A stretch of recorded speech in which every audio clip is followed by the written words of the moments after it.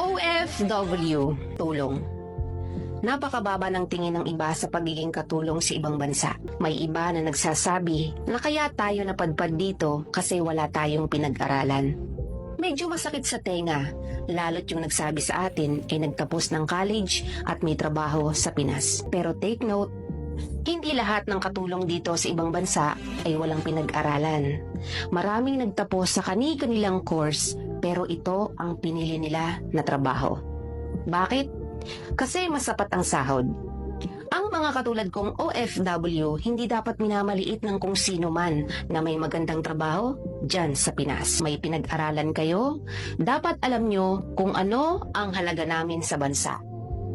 Milyon kaming mga OFW na isa sa nagpapayaman sa bansa natin. Hindi man ako nakapagtapos o yung tingin ng iba na wala akong pinag-aralan, at least alam ko yung halaga ng pagiging OFW dito sa ibang bansa.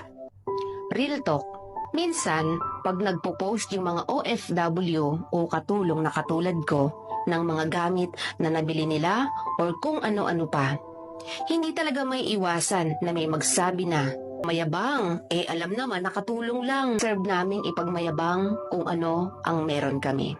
Bakit? Unang-una, pinaghirapan namin yon. Pangalawa, hindi namin hiningi sa kahit na kanino yung mga bagay na pinopost or pinagyayabang namin. Oo, ayoko sa mga taong mapanghusga.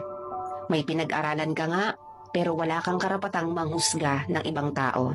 Dapat pag nakikita mo yung taong mas mababa sa'yo, dapat magpasalamat ka pa nga kasi andyan ka sa lugar mo at wala sa lugar namin na mga OFW na minamaliit mo.